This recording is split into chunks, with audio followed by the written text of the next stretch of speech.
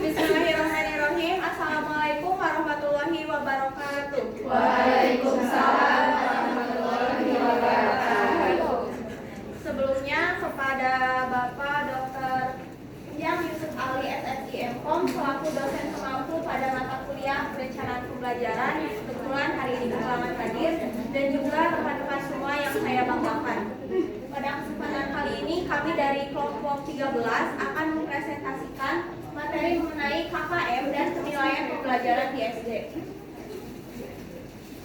Di sini anggota dari kelompok 13 terdiri dari Adela Nur Ikhani dengan NIM 2201005. Lalu selanjutnya ada Rino Puspa Dewi, yaitu saya sendiri dengan NIM 2203861, dan juga Talisa Ajahra dengan NIM 2204016. Adapun pokok pembahasan yang akan kami bahas atau paparkan pada kali ini yaitu mengenai pengertian KKM, fungsi KKM, prinsip penetapan KKM, langkah-langkah penetapan KKM, penentuan KKM, skala atau skor penilaian KKM, penempatan penilaian dan juga prinsip penilaian. Baik, langsung saja kepada pematerian pertama yang akan disampaikan oleh saya sendiri.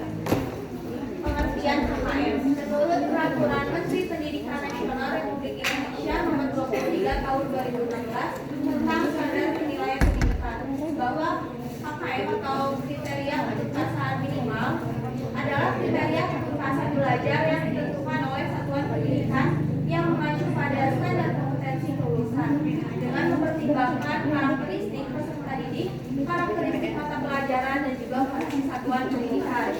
Jadi KKM ini merupakan nilai minimal yang harus dicapai oleh siswa jika ingin dinyatakan lulus gitu dalam suatu mata pelajaran atau bidang studi. Nah, KKM ini ditetapkan oleh satuan pendidikan itu berdasarkan standar kompetensi lulusan ataupun kompetensi yang harus dikuasai siswa dalam periode waktu tertentu. Nah, KKM ini digunakan untuk mengevaluasi kinerja siswa yang biasanya itu ditampilkan dalam bentuk angka maupun skor. Nah, KKM ini biasanya harus ditetapkan di awal tahun pelajaran oleh satuan pendidikan berdasarkan hasil musyawarah guru mata pelajaran atau mungkin kita kenal dengan istilah MGMP. Nah, KKM ini juga dapat bervariasi ya teman-teman, jadi bergantung pada sekolah itu sendiri. Mungkin di sekolah A ada yang KKM-nya 75, di sekolah B ada yang KKM-nya 80, jadi itu tergantung pada mata pelajaran, jenjang pendidikan, bahkan berdasarkan negara atau wilayah pun berbeda. Nah, pembahasan selanjutnya ada fungsi KKM. Fungsi KKM ini terdiri atas 5. Yang pertama itu ada sebagai acuan bagi pendidik. Nah, sebagai acuan bagi pendidik ini maksudnya jadi KKM ini digunakan pendidik untuk menilai peserta didik itu sendiri, yang dimana setiap kompetensi dasar yang dapat diketahui ketercapaiannya itu berdasarkan KKM yang telah ditetapkan. Pendidik itu selanjutnya itu harus memberikan respon gitu yang tepat terhadap pencapaian kompetensi dasar dalam bentuk pemberian layanan remedial ataupun pengayaan. Selain itu, KKM juga berperan bagi pendidik untuk menentukan strategi pembelajaran di kelas. Jadi ketika pendidik sudah mematok gitu KKM-nya di kelas tersebut atau di mata pelajaran tersebut, jadi pendidik itu bisa menentukan bagaimana pembelajaran harus berlangsung agar mencapai tujuan pembelajaran. Karena pendidik juga ingin untuk murid-muridnya itu memiliki nilai yang di atas nilai rata-rata atau KKM. Nah, yang selanjutnya ada sebagai acuan bagi peserta didik. Nah, selain bagi pendidik, KKM ini juga berfungsi sebagai acuan bagi peserta didik, yaitu untuk menyiapkan diri mengikuti penilaian mata pelajaran. Jadi, ketika mengetahui nilai KKM, peserta didik itu diharapkan untuk bisa belajar lebih giat agar bisa mendapatkan nilai yang maksimal sehingga nilainya itu di atas nilai rata-rata atau KKM. Nah, selanjutnya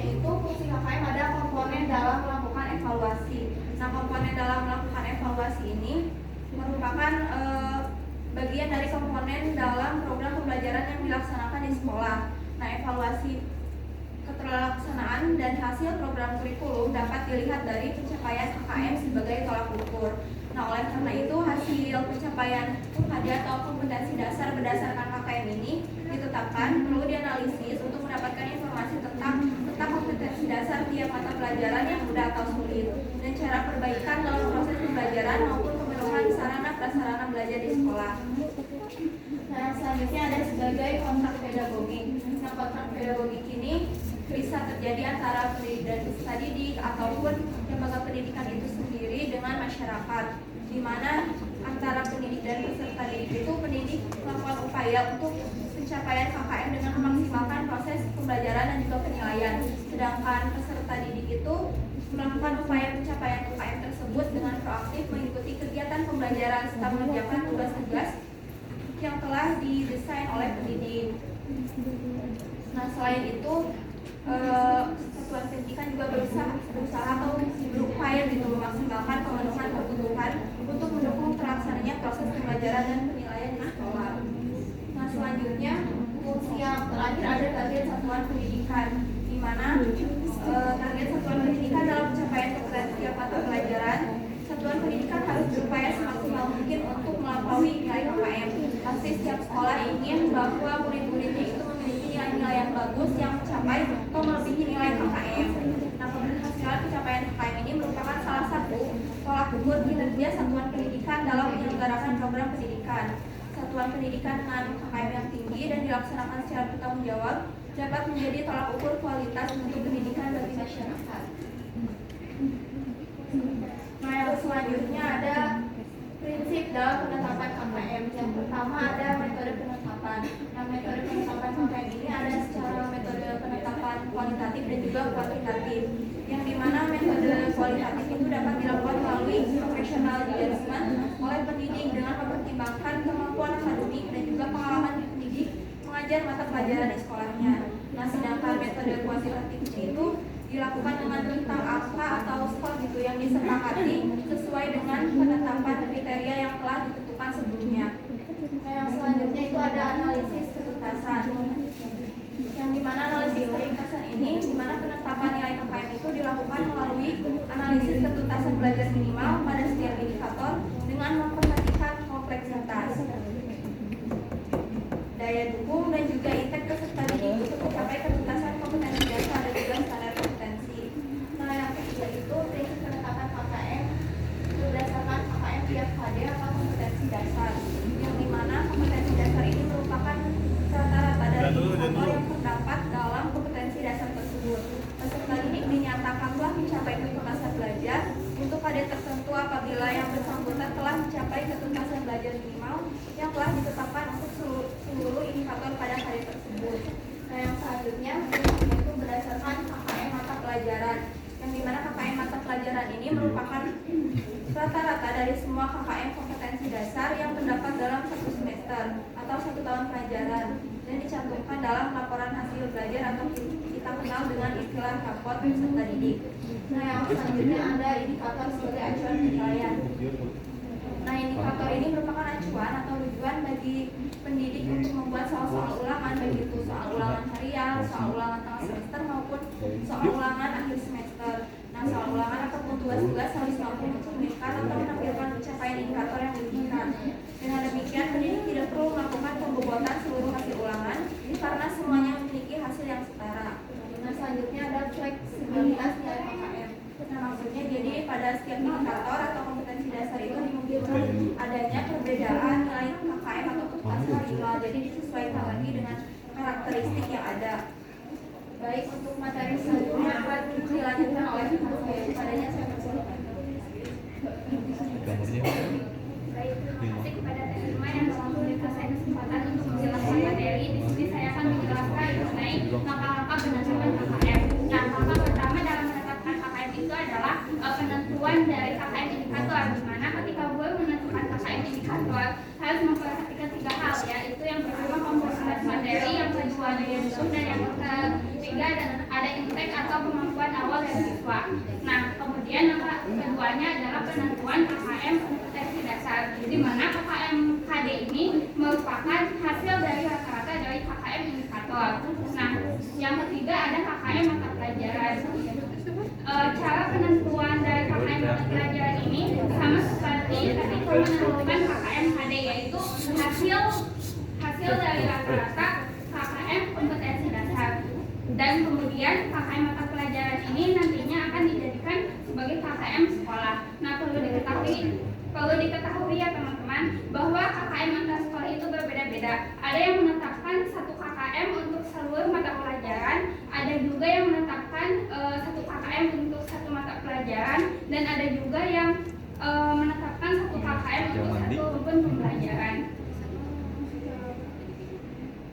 Nah, ketika KKM tersebut sudah berhasil disahkan, ketika KKM tersebut sudah bisa dipakai oleh guru, tadi disinggung bahwa dalam penentuan KKM itu harus memperhatikan 3 hal, yaitu kompleksitas, daya dukung, dan intake. Nah, kompleksitas ini merupakan kerumitan dari materi, yang harus dicapai oleh siswa. Nah, materi dapat dikatakan kompleks apabila di dalam pembelajarannya mencakup guru menggunakan pembelajaran inovatif di kelas. Kemudian materi yang disampaikan membutuhkan penalaran yang tinggi dari siswa. Kemudian materi yang disampaikan juga membutuhkan waktu yang lebih lama untuk bisa diserap oleh materi. Yang kedua ada daya dukung, di mana daya dukung ini merupakan sarana dan prasarana yang harus dimiliki oleh sekolah untuk bisa mendukung terjadinya proses pembelajaran gitu. Daya dukung ini meliputi laboratorium, perpustakaan, dan lain sebagainya. Kemudian ada intake atau kemampuan awal peserta didik, di mana kemampuan awal ini bisa didapatkan guru baik itu dari hasil pretest atau hasil tes kemampuan awal siswa ketika sebelum memulai pembelajaran, ataupun hasil nilai rata-rata ujian dari jenjang sebelumnya, atau juga hasil dari rata-rata ujian dari tingkat sebelumnya. Nah, untuk memudahkan guru dalam menentukan KKM, maka dibutuhkan skala atau skor penilaiannya. Nah, ada aspek yang dianalisis dari kompleksitas, daya dukung, dan intake. Untuk yang kompleksitasnya tinggi, berarti nilainya kurang dari 65, kemudian sedang 65 sampai 79, rendah 80 sampai 100, dan untuk daya dukung untuk yang tinggi memiliki nilai 80 sampai 100, sedang 65 sampai 79, rendah diberikan nilai kurang dari 65, dan sama kayak intake. Nah, untuk aspek yang dianalisis berdasarkan skor, untuk kompleksitas yang tinggi, guru bisa menetapkan nilai 1. Untuk kompleksitas yang sedang, guru bisa menetapkan nilai 2, dan untuk yang kompleksitasnya rendah bisa menetapkan nilai 3. Nah, untuk daya dukung dan intake sama ya teman-teman, jadi bisa dilihat untuk daya dukung dan intake yang tinggi diberi skor 3, dan daya dukung dan intake yang sedang diberi skor 2, dan yang rendah diberi skor 1. Nah, untuk lebih lanjutnya bisa dilihat teman-teman, di sini ada KD, yaitu mengidentifikasi sifat larutan non-elektrolit dan elektrolit berdasarkan data hasil percobaan. Nah, KD ini nantinya dikembangkan menjadi beberapa indikator. Di sini saya mengambil 1, yaitu menyimpulkan gejala-gejala hantaran arus listrik dalam berbagai larutan berdasarkan hasil pengamatan, di mana kompleksitas materinya itu rendah sehingga diberikan nilai 80. Kemudian daya dukungnya diberikan nilai 80 juga, dan intake diberikan nilai 70. Dan ketika dirata-ratakan, nilai ini itu berjumlah 76,6, di mana nilai 76,6 ini merupakan KKM dari indikator. Kemudian selanjutnya yaitu mengenai pendekatan penilaian, di mana pendekatan penilaian ini terbagi menjadi 2. Yang pertama ada Criterion Reference Assessment atau CRA, atau yang atau yang lebih dikenal dengan PAP, penilaian acuan patok, di mana pada pendekatan penilaian ini guru membandingkan siswa terhadap patokan tertentu gitu. Jadi sebelum menyiapkan sebuah tes, guru sudah menyiapkan terlebih dahulu apa yang akan menjadi patokan oleh siswa, sehingga siswa harus bisa melampaui patokan tersebut gitu. Yang kedua ada non-reference assessment atau NRA. Nah, NRA ini kalau misalnya di bahasa Indonesia lebih dikenal dengan PAN atau penilaian acuan norma, di mana kalau tadi di PAP itu membandingkan hasil kemampuan siswa dengan patokan tertentu. Nah, kalau misalnya di PAN ini membandingkan hasil siswa dengan siswa yang lainnya. Jadi misalnya di dalam satu ulangan nih, siswa tersebut lebih banyak mendapatkan nilai yang lebih tinggi, maka otomatis patokan yang akan digunakan juga akan lebih tinggi. Dan begitu pun sebaliknya, ketika misalnya hasil ulangan yang didapatkan siswa lebih banyak yang rendah, maka nilai hasil maka patokan yang akan digunakan oleh guru juga akan lebih rendah. Mungkin sekian yang dapat saya sampaikan. Saya mau juga. Terima kasih. Baik, terima kasih kepada Teh Ada yang telah memaparkan materinya. Untuk materi selanjutnya akan disampaikan oleh Tarisa. Baik, terima kasih kepada moderator yang telah mempersilahkan saya untuk menjelaskan konsep yang kedua, konsep terakhir, yaitu prinsip penilaian, dan yang satunya lagi jenis-jenis penilaian.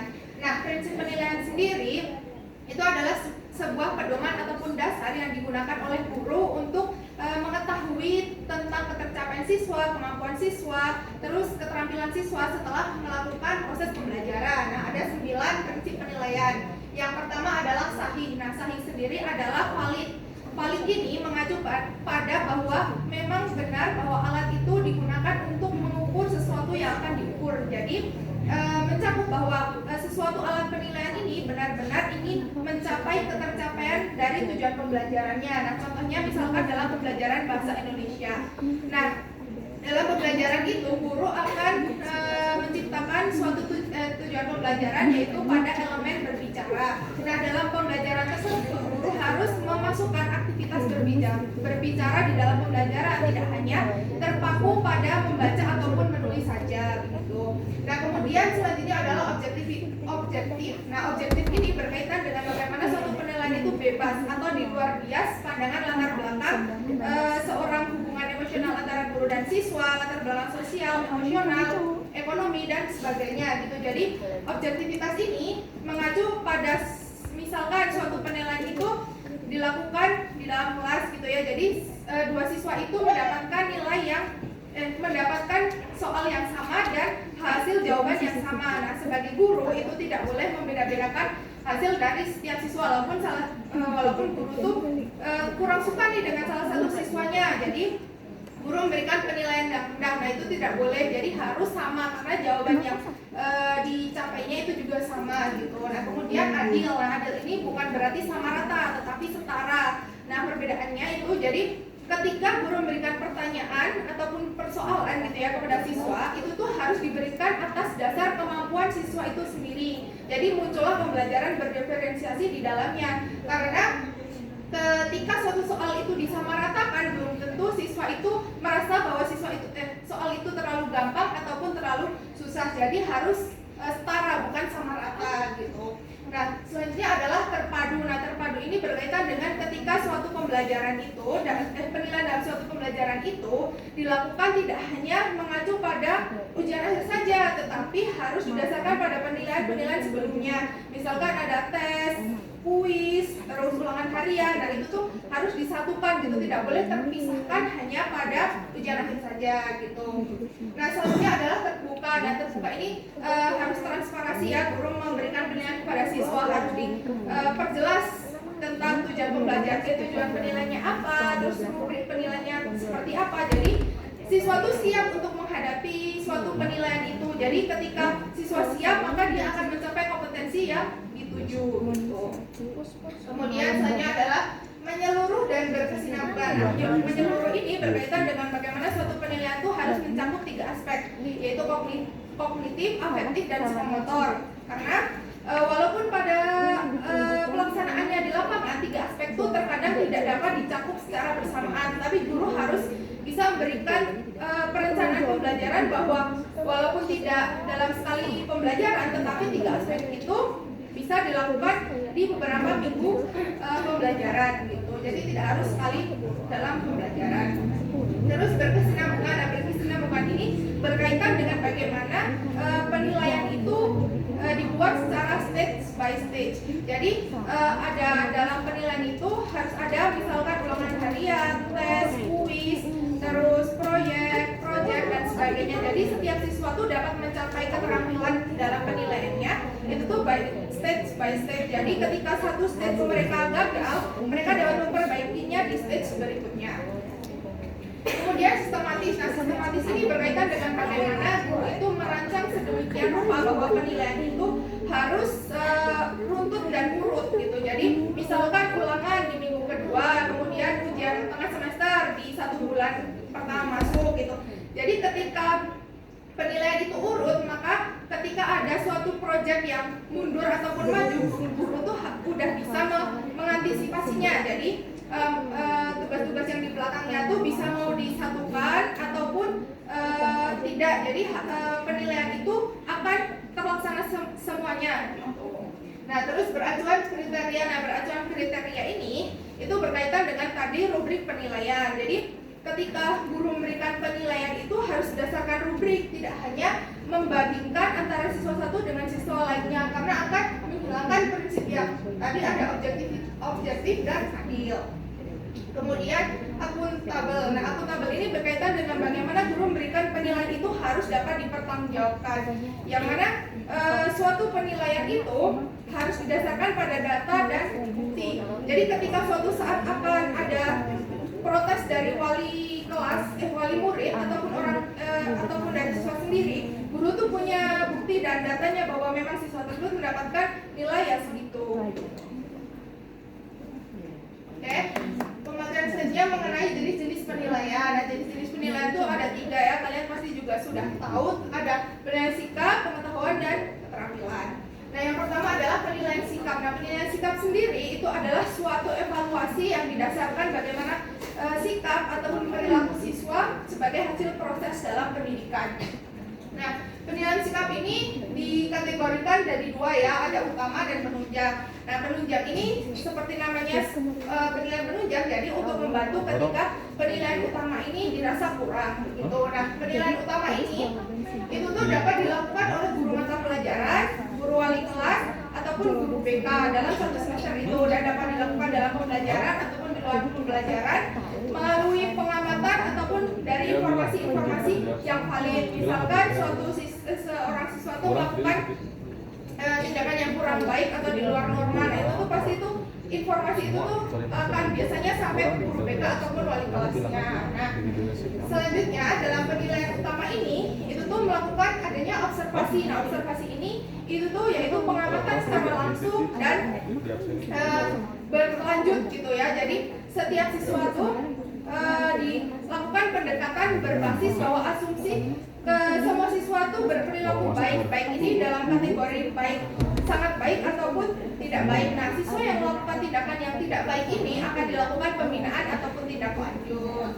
Dan biasanya laporan penilaian sikap itu akan dimasukkan ke format pengisian jurnal guru seperti ini. Jadi ada nama, ada waktu, namanya, kejadian, perilaku, bukti sikapnya, dan tindak lanjutnya seperti apa gitu. Nah, kemudian penilaian penunjang. Nah, penilaian penunjang ini ada 2, teman-teman, penilaian diri dan penilaian ada teman. Nah, penilaian diri sendiri itu adalah ketika guru memberikan suatu aktivitas penilaian di mana mereka harus menilai kekurangan kelebihan dirinya sendiri. Kemudian untuk apa sih? Untuk tahu bahwa siswa itu benar-benar tahu nggak kelebihan dan kekurangannya, tentang kejujurannya, kemudian bagaimana beban tugasnya dalam materi pembelajaran yang sedang dipelajarinya gitu. Nah, kemudian penilaian antar teman ini biasanya juga dilakukan dalam satu kelompok ya, agar tidak ada nama yang terulang gitu. Jadi guru lebih mudah menilainya. Nah, penilaian antar teman ini itu dilakukan untuk mengetahui informasi-informasi terkait bagaimana antar teman itu bekerja sama dalam kelompok itu gitu. Nah jadi selain itu juga dapat menunjang siswa bahwa bagaimana sih siswa itu berperilaku kepada temannya. Jadi terlihat dari penilaiannya itu gitu. Selain itu guru juga dapat melihat bahwa apa sih yang harus dievaluasi dari mata pelajaran ataupun penyampaian materi ketika mereka mendapatkan penilaian dari penilaian diri dan penilaian antar teman. Nah berikut ini lembar penilaian dirinya seperti ini. Jadi ada pertanyaan dan jawabannya atau tidaknya. Kemudian yang penilaian antar teman seperti ini, ada nama temannya, ada nama penilainya. Nah, selanjutnya mengenai penilaian pengetahuan. Penilaian pengetahuan ini untuk mengukur bahwa sejauh mana keterampilan siswa itu terhadap materi, tentang pengetahuan faktualnya, prosedurnya, metakognitifnya itu bagaimana terhadap suatu mata pelajaran ini. Jadi guru itu tahu kelemahan dan kekuatan siswa itu menyerap materi seberapa jauh gitu. Nah biasanya itu ada 3, tes tulis, tes lisan, dan penugasan. Nah tes tulis ini itu ya ada pertanyaan dan ada pertanyaan dan jawaban yang dilakukan dengan tulisan. Ada benar salah, pilihan ganda, menjodohkan, isian dan uraian gitu. Nah kemudian tes lisan ini sebenarnya sama saja, ada pertanyaan dan jawaban, tetapi dilaksanakan dalam bentuk lisan yang mana untuk melatih keberanian diri siswa ataupun untuk melatih bagaimana siswa itu mengungkapkan pendapat atau gagasannya. Biasanya ada kuis dan tanya jawab. Nah selanjutnya yang terakhir adalah penugasan. Nah penugasan ini dilakukan bisa dalam individu ataupun kelompok. Nah secara rincinya penugasan ini dapat dilaksanakan di dalam ataupun setelah proses pembelajaran itu selesai. Ini yang sebelum menyusun tes tulis itu biasanya guru membuat sebuah kisi-kisi gitu. Bentuknya seperti ini. Kemudian ini rubrik penilaian terkait penugasan. Ada mungkin mencakup penilaian keterampilan dan pengetahuannya juga. Ini format rekapitulasi dari hasil skor siswa yang didapatkan.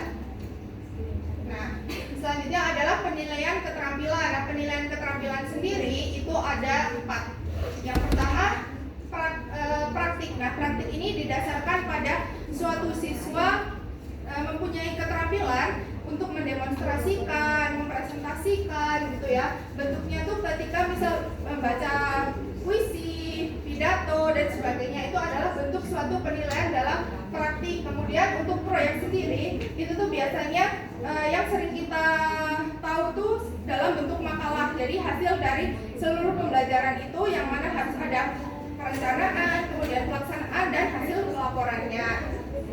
Nah, kemudian selanjutnya adalah produk dulu. Nah, produk ini berkaitan dengan bagaimana suatu tugas itu dilaksanakan dengan menciptakan atau membuat dari 0 sampai ada produknya. Misalkan untuk anak SD itu membuat, misal praktik memasak, membuat bola-bola ubi ataupun membuat rangkaian listrik seri dan paralel gitu adalah produk dari hasil pembelajaran dan penilaian keterampilan ini. Terus yang terakhir adalah portofolio. Nah, portofolio ini berkaitan dengan bagaimana seluruh tugas, tadi ada praktik, proyek dan produk itu disatukan dalam portofolio. Jadi kalau teman-teman tahu di SD ada yang di belakang, pojok belakang tuh biasanya ada map-map yang disusun. Nah, itu tuh hasil portofolio siswa selama proses pembelajaran itu berlangsung gitu. Jadi teknik lain itu nanti akan disesuaikan oleh setiap sekolah ataupun setiap guru mata pelajaran yang mengambilnya. Nah, ini contoh penilaian format penilaian praktiknya. Ini rubriknya. Ini rubrik sebuah proyek. Ini format penilaian proyek. Penilaian produknya, penilaian portofolionya, dan rubrik penilaian portofolionya. Oke, sekian dari saya kembalikan lagi kepada moderator. Terima kasih kepada Teresa yang sudah mengangkat materinya. Untuk pematerian mungkin sudah selesai. Untuk selanjutnya dilanjutkan kepada sesi diskusi. Kepada yang ingin bertanya dipersilakan 4 orang penanya. Boleh saya ambil?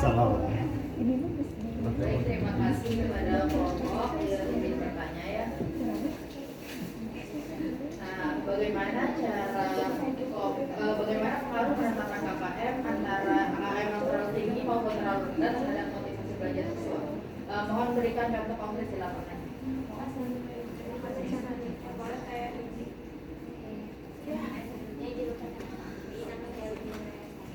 Izin bertanya pada kelompok 13 berdasarkan materi yang telah kelompok 13 katakan. Menurut rekan-rekan, apakah standar yang diterapkan melalui KKM sudah cukup fleksibel untuk mengakomodasi variasi kemampuan belajar setiap siswa? Kemudian jika sudah, sebutkan hasil konkretnya. Dan bagaimana KKM dapat mencerminkan penilaian yang lebih holistik, mencakup aspek emosional, sosial, dan keterampilan lain yang dibutuhkan dalam pendidikan. Selanjutnya boleh tadi. Bertanya, bagaimana cara yang Anda lakukan sebagai salah seorang guru dalam memberikan penilaian yang objektif saat menghadapi siswa dengan latar belakang sosial ekonomi yang berbeda yang mungkin mempengaruhi performa belajar mereka?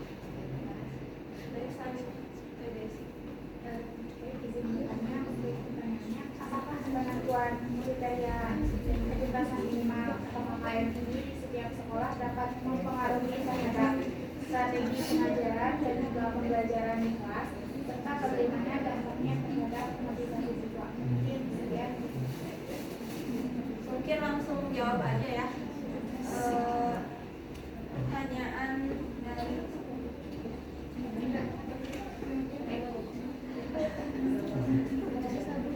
Izin menjawab pertanyaan dari Teh Afifah ya mengenai apa dampak KKM selalu tinggi atau terlalu rendah terhadap motivasi belajar siswa, betul Teh?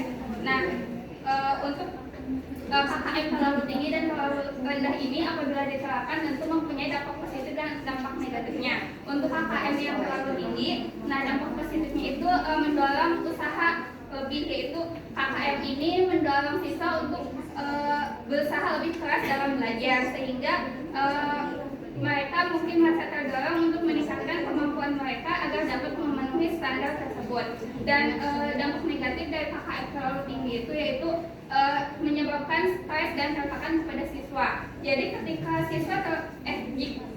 ketika KKM terlalu tinggi, maka ketika siswa tidak bisa mencapai hal tersebut, maka apa yang akan dihasilkan itu malah menjadi sebuah tekanan gitu. Jadi siswa juga tidak akan enjoy ketika melaksanakan pembelajarannya.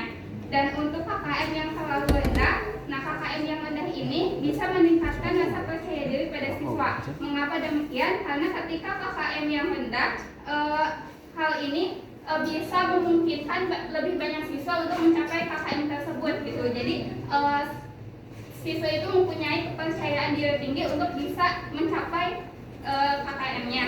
Dan untuk kekurangannya yaitu kurangnya tantangan. Jadi ketika KKM terlalu rendah, otomatis pembelajaran yang berlangsung juga tidak akan menimbulkan tantangan bagi diri siswa, sehingga siswa pun bisa saja merasa bosan ketika proses pembelajaran.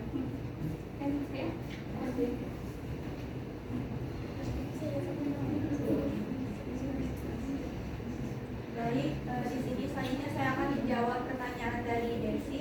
Apakah penentuan kriteria ketuntasan minimal atau KKM di setiap sekolah dapat mempengaruhi strategi pengajaran dan pembelajaran di kelas, serta bagaimana dampaknya terhadap motivasi siswa? Nah, untuk penentuan kriteria ketuntasan minimal atau KKM ini tentu berpengaruh ya terhadap strategi pembelajaran di kelas. Tadi sudah disinggung juga di fungsi KKM ada sebagai acuan bagi pendidik. Nah, sebagai acuan bagi pendidik ini bisa pendidik itu untuk menentukan strategi pembelajaran di kelas. Di mana ketika guru itu sudah menetapkan nilai KKM, maka guru tentu ingin kalau siswa-siswanya itu mencapai nilai di atas KKM gitu. Nah, tentunya guru di sini akan menerapkan strategi yang semaksimal mungkin untuk mencapai tujuan pembelajaran. Mulai dari mungkin guru akan menerapkan model-model pembelajaran yang interaktif yang bisa mendukung siswa itu untuk bisa memahami materi gitu, terus kayak metode-metodenya dan juga lain sebagainya gitu. Dan untuk bagaimana dampaknya terhadap motivasi siswa, nah penentuan nilai KKM ini bisa meningkatkan ataupun juga menurunkan motivasi siswa ya. Kadang juga kan kalau penetapan KKM ini bisa jadi ketika siswa itu sudah mengetahui mengetahui nih KKM di mata pelajaran tersebut misalkan 75. Nah berarti siswa tersebut itu termotivasi untuk lebih semangat belajar, mengerjakan tugas-tugas lebih maksimal, dan pastinya itu ketika ada ujian, baik itu ujian harian, UTS ataupun UAS itu ingin belajar lebih giat lagi agar mencapai nilai tersebut, bahkan melebihi nilai tersebut. Namun terkadang juga mungkin ada beberapa siswa yang ketika mengetahui gitu nilai KKM di mata pelajaran tersebut itu dia merasa cemas, takut tidak bisa mencapai nilai yang sudah ditentukan tersebut, sehingga dirinya itu mungkin jadi ada rasa takut atau mungkin sedikit malas belajar. Nah di sini peran guru dan orang tua itu sangat penting, di mana guru dan orang tua itu bisa saling bekerja sama untuk memotivasi siswa tersebut juga gitu agar bisa terus semangat belajar. Mungkin sekian, ada tambahan. Baik, selanjutnya pertanyaan dari Teh Widi terkait dengan bagaimana fleksibilitas KKM itu dapat mengakomodasi kemampuan siswa gitu ya. Nah, sebenarnya fleksibilitas dari KKM sendiri itu pasti sudah sangat fleksibel, karena KKM itu sendiri kan tadi juga udah dijelaskan oleh Teh Adel dan Teh Rima, harus bisa disusun dari bagaimana guru mengetahui bagaimana latar belakang karakteristik siswanya, itu tuh kan harus udah diketahui dulu sebelum menyusun KKM. Jadi udah tahu nih kemampuan siswa itu seberapa untuk mencapai KKM tersebut. Jadi pasti udah fleksibel sekali untuk siswa dapat mencapai ketercapaian tersebut. Nah, bagaimana sih bentuk konkretnya? Nah, bentuk konkretnya itu dapat dilihat bagaimana guru itu memberikan suatu penilaian itu didasarkan pada diferensiasi pembelajaran. Misalkan dalam sekolah itu tuh ada pembelajaran atau sekolah inklusi gitu ya. Jadi harus dibedakan nih antara yang membutuhkan bantuan dan yang tidak gitu. Nah, kemudian bagaimana terkait dengan keterampilan emosional, sosial, dan keterampilan dalam kehidupan. Nah, itu tuh pasti udah dilihat guru dari penilaian sikap ataupun keterampilan. Bagaimana seorang siswa itu emosional dan sosial tuh, bagaimana mereka berkomunikasi dengan siswanya, saling menolong, terus bagaimana mereka memberikan kasih sayangnya kepada teman. Nah, itu tuh bentuk sosial emosional di dalam kehidupan nyata, tetapi memang di lingkungan sekolah, tidak di luar sekolah. Nah, bagaimana tentang keterampilan hidupnya? Nah, keterampilan hidup tuh terkait dengan problem based learning gitu tuh, itu tuh terkait dengan bagaimana siswa itu bisa memecahkan permasalahan di setiap pembelajarannya. Jadi itu bentuk dalam bagaimana siswa itu pencerminan penilaian secara holistik terkait dengan aspek emosional, sosial, dan keterampilan gitu. Apakah cukup tadi ini? Oke. Nah, selanjutnya terkait dengan pertanyaan dari Teh Ratih ya, terkait dengan penilaian yang memberikan penilaian objektif saat menghadapi siswa dengan latar sosial ekonomi yang berbeda yang mungkin mempengaruhi performa belajar. Nah, sebenarnya prinsip penilaian objektivitas ini dan prinsip-prinsip yang tadi yang lainnya itu tuh tidak dilihat dari bagaimana latar belakang siswanya. Jadi guru tuh memang memberikan pembelajaran tuh harus sudah didasarkan bagaimana guru tuh harus bisa merangkul seluruh siswanya sehingga mereka tuh mendapatkan penilaian yang adil tadi. Jadi objektivitas tuh ya pasti objektif karena guru tuh menilai berdasarkan tadi ya acuan kriteria dan rubrik penilaian. Jadi memang penilaian yang objektif tuh harus diterapkan berdasar kepada siswanya, tidak memandang bagaimana latar belakang sosial dan ekonominya gitu. Nah, untuk performa, bagaimana performa belajarnya, nah itu tuh nanti dilihat setiap perkembangannya. Guru harus memantau bagaimana perkembangan setiap pembelajaran siswa itu, nah apakah naik atau enggak. Nah itu tuh nanti ada tindak lanjut ataupun pembinaan kepada siswa itu sendiri. Cukup ya nanti. Baik, rekan-rekan semuanya, mungkin sekian presentasi dari kelompok kami. Terima kasih sudah menyimak dan juga berpartisipasi aktif. Mohon maaf atas segala kekurangannya. Wassalamualaikum warahmatullahi wabarakatuh.